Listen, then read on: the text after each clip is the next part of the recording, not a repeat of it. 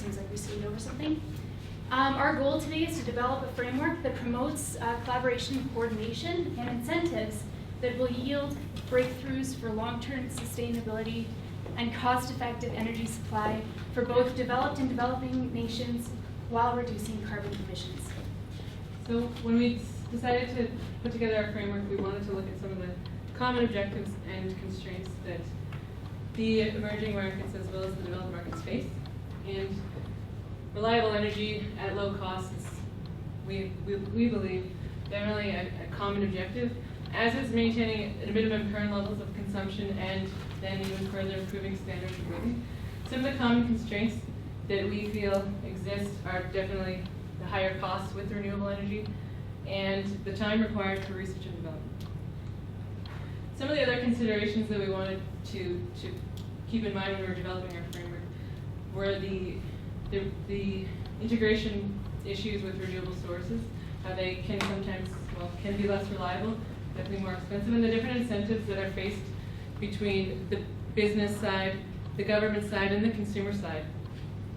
Some of the considerations that will eventually arise if sustainable and energy and growth do occur, or when they do occur, are the effects of industrialization on emerging markets and the effects of changes in global prices when the standards of living across the world increase.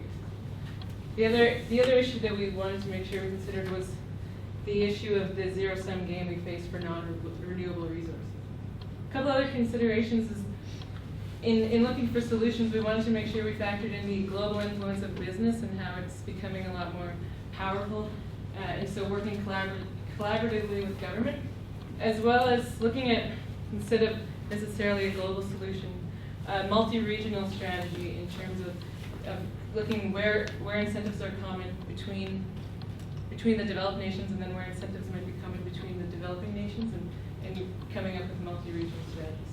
Again, some of the considerations we also want to consider for developing countries were creating transmission and how do we get integration of energy into rural areas, and then whether there are differing objectives within the country itself versus horizontal and vertical expansion. Again, I mentioned some of these limitations, but we wanted to make sure challenges we believe are easier to overcome than some of these limitations we've identified. But technology is definitely a limitation, and we'll talk about that in research and development. Economic issues, again, we've mentioned, and the political will needs to be there for anything to move forward. Okay, now we'll take a look at the framework we've come up with. There were two different objectives. There's common objectives between the different countries and then the conflicting objectives discussed earlier. Obviously, the common objectives can be tackled through international collaboration, whereas the conflicting ones are a bit trickier and require governmental incentives and changes to the business environment. But the main point is that everybody's in this together, and action has to come from government, businesses, and consumers. There needs to be more political will, more incentives, and consumers are going to have to pay more for consumption. 6 areas of focus within it are energy supply, carbon pollution, consumption reduction, research and development, global collaboration, and education and information. With energy supply, the key point here is that people are going to have to pay more for the energy they consume. This is because renewable energy is expensive in relation to fossil fuels. For this reason, strong government incentives are required to reverse over 100 years of fossil fuels. There are regulations, subsidies, and tariffs that can help, but what we really want to focus on is they have to be publicly accepted, and this means being transparent and showing the population this costs more, and it's for a reason as opposed to sort of hiding within the costs. Specifically with regards to carbon, carbon pollution must be priced correctly, and that includes the externalities of it. We felt the best way to do this would be a carbon tax, preferably revenue neutral, being transferred back to those who are most affected. Carbon capture and sequestration also seems to be a viable option to delay carbon emissions. And again, going back to the multi-regional value sets, we thought this was really effective for sort of like-minded, especially developed countries to create their own value sets. where then they can create their own regulations and collaborate on that. Consumption reduction. The key way to do this is, again, to ensure fossil fuels reflect their true cost with externalities and the value of their resources. This also requires thinking about renewables in a slightly different way as we call almost a public good, recognizing these are going to cost more, but it's for a reason, and we understand why in the future this is beneficial to us. And obviously the increased costs for these will reduce energy use. And the goal here is to do it without undue reductions in standards of living. Okay. And research and development, finally, for my section. Research and development, it takes time. A couple areas of focus on renewable technologies, ones that aren't viable quite yet. At the same time, reducing the cost for renewables that do exist. Wind, solar, biomass. Coal-fired technology, we have to accept that this is used pervasively around the world. We're not going to reverse this overnight. That requires energy and efficiency in this area. And then that bottom point there, the innovation in energy has to come as well in conservation for things like energy savings in computers and manufacturing, and not just brand new research and development. Okay, so one idea that we came up with in regards, in addition to the aforementioned information that you received, was developing a new multinational organization. Now, there's many multinational organizations out there, so this one is more of to bring together organizations that are already in existence to create better communications and more effective strategy and policy implementation. So we called it Global Sustainability Forum, the short-term collaboration between organizations like the World Intellectual Property Organization or other related multinational organizations in regards to deployment of technology. And the four bodies are the Knowledge Bank, Center of Global Consultation, Department of Strategic Deployment, and Global Education Incubator. So these are four different almost departments within, for the long-term amalgamation, when we take those multinational organizations and put them into an overall framework, which you can see in the handout in graphic form of those four departments. So some ideas that we had was a top-down, bottom-up kind of model, where global education, where we had a large database within our multinational organization where academics could share their academic journals for free, while respecting and ensuring that their intellectual property rights are respected, but it's more like when they're willing to put their academic work forward without getting any reimbursement other than the acknowledgement that they're contributing to the greater good. There's also, in regards to other incentives towards innovation, we would provide subsidies towards corporations that were included in governments that have signed on to our multinational organization. Bottom up is more of generating academic programs and think tanks, so putting subsidies towards that, and government regulation requiring consumption of information as part of the energy billing, so intelligent metering like we heard today earlier in our presentations. So just to wrap up, I think everyone believes that no one solution can meet the energy challenge that we face. So we've put together six different factors that we think need to be focused on in particular, or more than any other areas.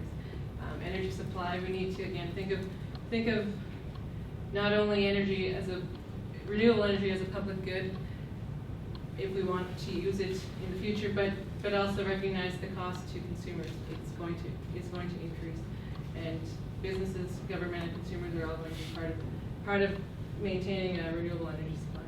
Carbon pollution, again,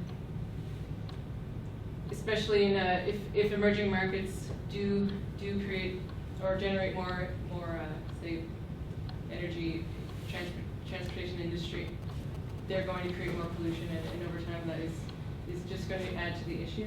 So you need to keep that in mind. Investment in research and development, Lloyd mentioned all of these items. In particular, more efficient conservation of primary power, looking at ways to take coal, since it's going to be used, and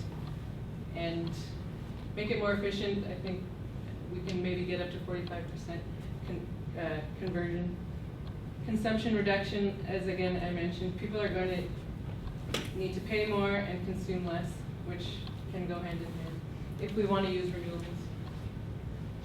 Global collaboration, as Jasmine was talking about, is going to be critical, and the political will is going to also need to be there.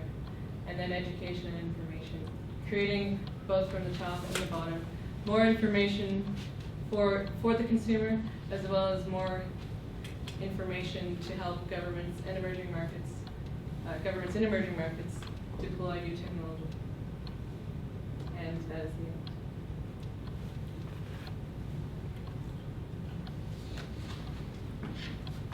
You mentioned a concept of a zero-sum game for renewables, and I heard the word subsidy come out. I didn't hear how it's being funded. Can you help me understand how that fits in your framework?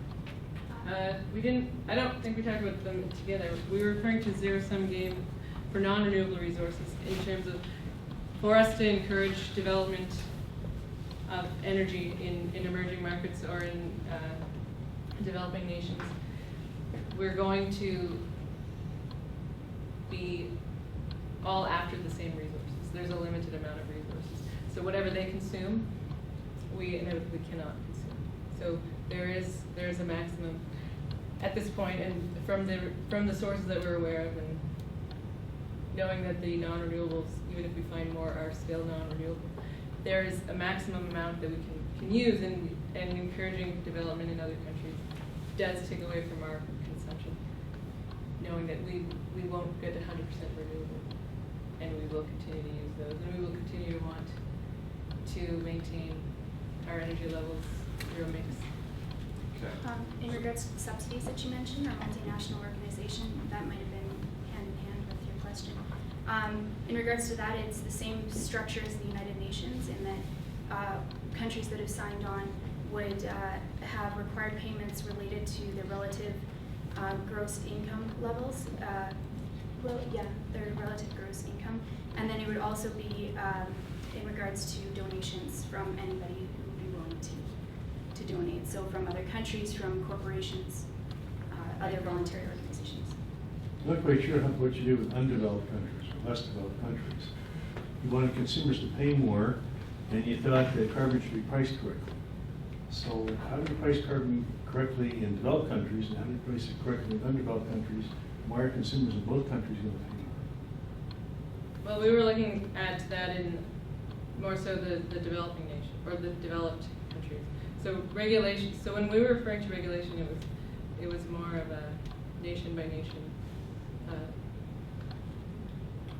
it called? A nation by nation strategy, I suppose, because we can do that. And part of the multi-regional, I mentioned a multi-regional strategy where developed nations do have different incentives. Developed nations are going to need to bear some of the cost, and the consumers in developed nations will, Canadians for example, will need to pay more if we want to use renewables. I'm not sure if that answers your question. Yeah, no, I think it's just important to make the distinction that one wasn't sort of under the binding multinational organization. These are just sort of suggestions that we think are the tough questions that governments will have to face in the future, and obviously it is going to be, So who decides where you collect the tax, who decides where the money goes? That's all will still either remain domestic policy, or it will remain as part of sort of I mentioned global strategies are very difficult because of the differing incentives. And so multi-regional strategies, so Canada, the United States, the European Union, would have perhaps a common strategy that met their incentives, that met their capabilities. So they would either decide, depending on the agreement that they could reach, either independently as countries or as that regional strategy that they could develop to commit to targets of where the revenues would go, how much revenues would be collected, that type of thing. That's all the time we have for questions. Thanks for the presentation. Thank you.